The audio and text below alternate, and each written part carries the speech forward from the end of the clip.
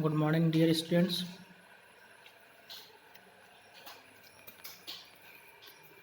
कैसे हैं आप सभी? आई होप सभी अच्छे होंगे। तो चलिए आज का अपना टॉपिक चालू करते हैं। कल हमने मैग्नेटिक सर्किट्स के कुछ टर्म्स पढ़े थे, जिसमें मैंने आपको बताया था कि फ्लक्स फाई होता है, ठीक है। आपका जो मैग्नेटिक फ्लक्स डेंसिटी होता है उसे हम बी बोलते हैं। बी बराबर क्या होता है? Phi dot A. फाई का मात्रक क्या होता है? फ्लक्स का मात्रक वेबर होता है। और फ्लक्स डेंसिटी का क्या होता है? मैग्नेटिक फ्लक्स डेंसिटी का क्या मात्रक होता है? वेबर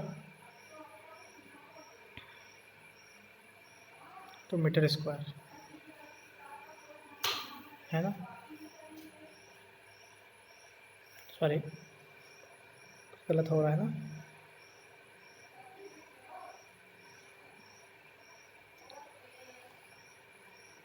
आपका जो मैग्नेटिक फ्लक्स डेंसिटी होता है, फाई को हम जानते हैं बी डॉट ए होता है। तो बी क्या हो जाएगा आपका? फाई बाई ए। मात्रक हो जाता है आपका वेबर पर मीटर स्क्वायर, ठीक है। ये आपने देखा था। इसके बाद आपने एक फार्मूला और देखा,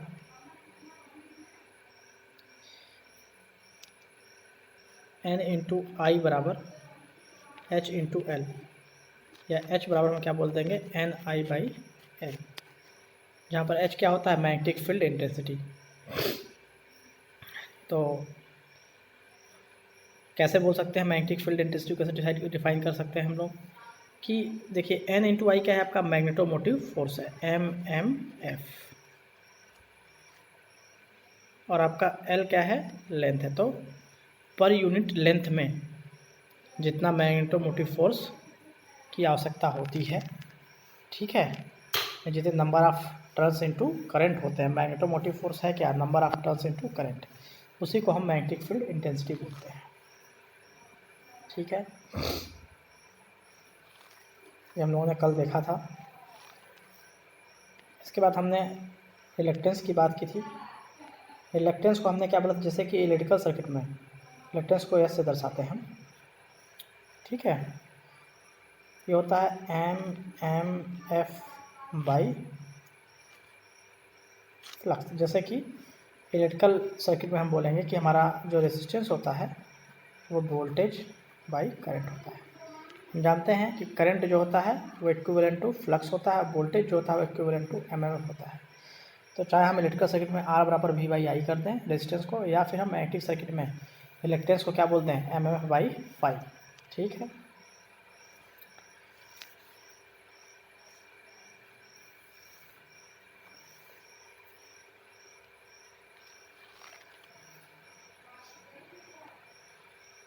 हम जानते हैं कि हमारा जो हम एक और इक्वेशन को यहाँ पे इक्विवेलेंट करना चाहेंगे। जैसे हम जानते हैं कि आर बराबर रो इंटू एल बाई ए होता है इलेक्ट्रिकल सर्किट में। उसी प्रकार से हम मैग्नेटिक सर्किट में इलेक्ट्रेंस को क्या बोलते हैं? एस बराबर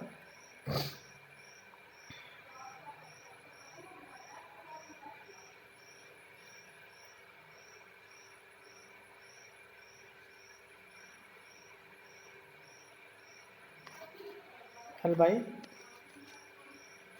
म्यू इंटू ए, ठीक है। एल बाई म्यू इंटू ए, ये हम बोल सकते हैं रिलक्टेंस को।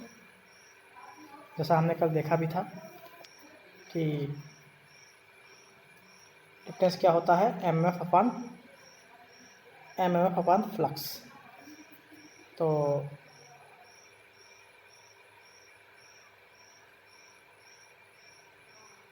एम एफ अपॉन फ्लक्स,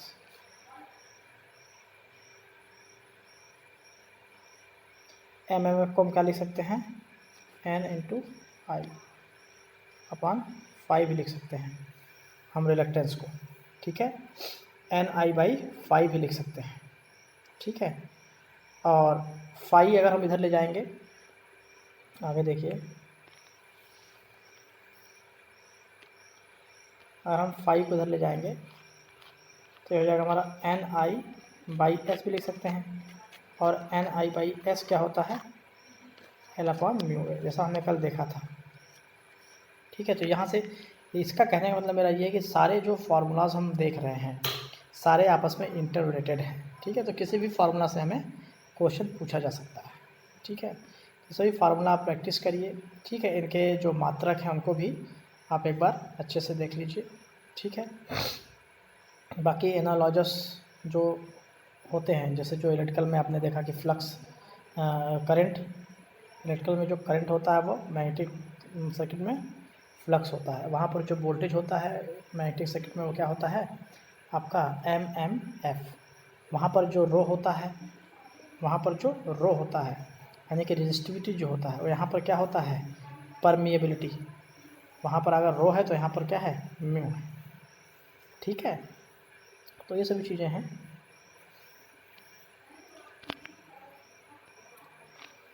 ये आपका बेसिक मैग्नेटिक सर्किट्स का हम लोगों ने कवर कर लिया। अब अगर हम इक्विवेलेंट बनाना चाहेंगे, ठीक है, जैसे हम कहेंगे कोई मैग्नेटिक सर्किट है उसका हमें इक्विवेलेंट बनाना है, तो कैसे बनेगा, यहाँ पे देखिए,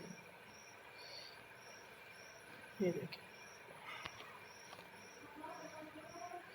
देखिए यहाँ पर जैसे कि वोल्टेज सोर्स हम लगाते हैं इलेक्ट्रिक सर्किट में, यहाँ पर क्या होगा, यहाँ पर आपका MMF होगा, ठीक है, प्लस माइनस, इसको हम क्या बोलेंगे MMF। वहाँ पर जो R होता है इलेक्ट्रिक सर्किट में, यहाँ पर क्या होगा आपका S होगा।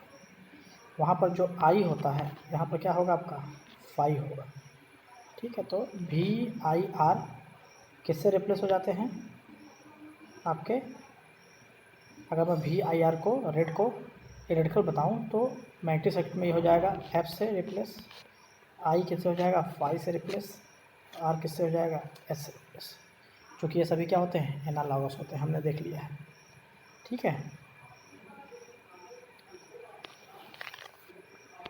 अब देखिए यहाँ पर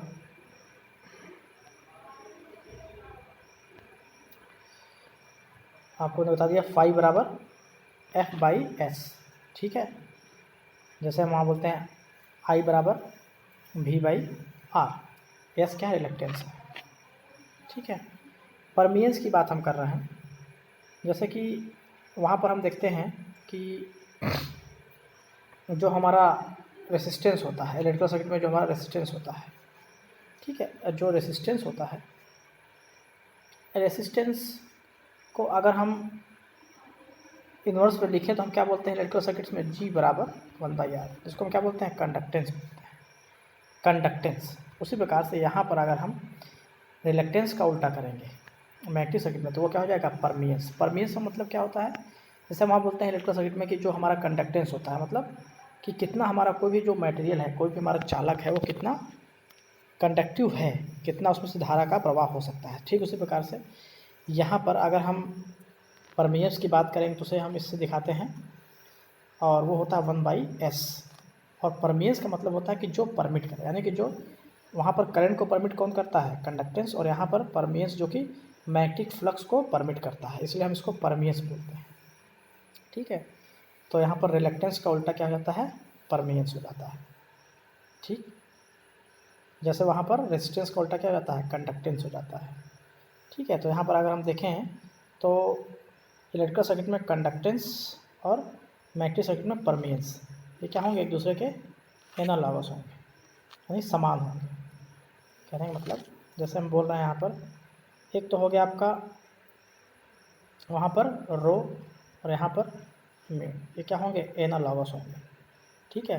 मैंने इलेक्ट्रिकल सर्किट में रो और यहाँ पर म्यू, रो क्या होता है रेजिस्टिविटी होता है और म्यू क्या होता है परमिएबिलिटी होता है।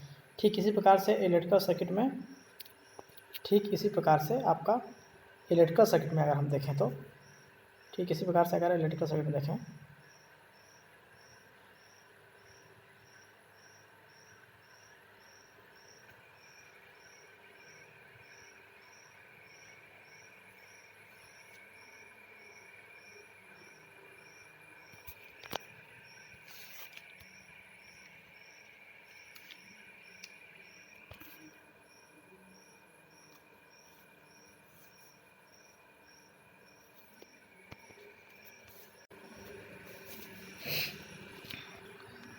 सॉरी फ्रेंड्स फॉर डिस्टर्बेंस, मेरा माइक्रोफोन डिस्कनेक्ट हो गया था। ठीक है, चलिए आगे बढ़ते हैं।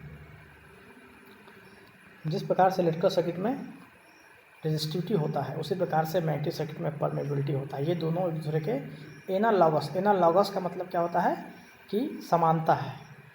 यहाँ पर मैं बोल रहा हूँ कि जैसे हम इलेक्ट्रिकल सर्किट में कंडक्टेंस जी बोलते हैं, कंडक्टेंस जी जो कि क्या होता है 1/R, रेजिस्टेंस का उल्टा होता है।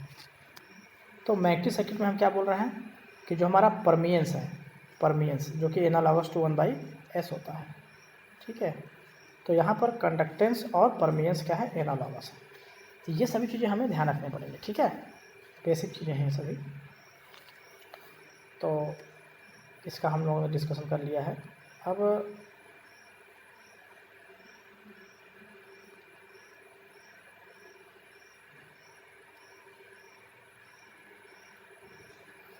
हम देखें कि अगर हमारा मैग्नेटिक सर्किट सीरीज़ है, सीरीज़ मतलब क्या होता है, जैसे कि इलेक्ट्रिकल सर्किट में सीरीज़ कनेक्शन में क्या होता है, करंट सभी जगह सेम होता है। उसी प्रकार से अगर मैग्नेटिक सर्किट में हम बोलेंगे सीरीज़ कॉम्बिनेशन में, तो कई सारे अगर मैग्नेटिक सर्किट सीरीज़ में लगे हुए हैं। ठीक है, मतलब कि कई सारे, जैसे मान लीजिए सीरीज़ का मतलब क्या है, जैसे मान लीजिए आपने एक सर्किट लिया, ठीक, इसको बोल दिया आपने मैग्नेटोमोटिव फोर्स MMF, ऐप से दिखा दिया।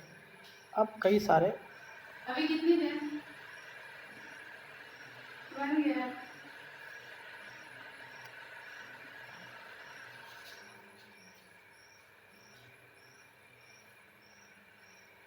ठीक है, मान लीजिए कि एक रिलक्टेंस ये है, एक पाथ ये है, ये सीरीज़ में है। ठीक है, S1 S2 और ये फाई आपका सेम है। तो यहाँ पर आप जो लिखोगे टोटल S, जैसे आप उसमें लिखते थे टोटल R।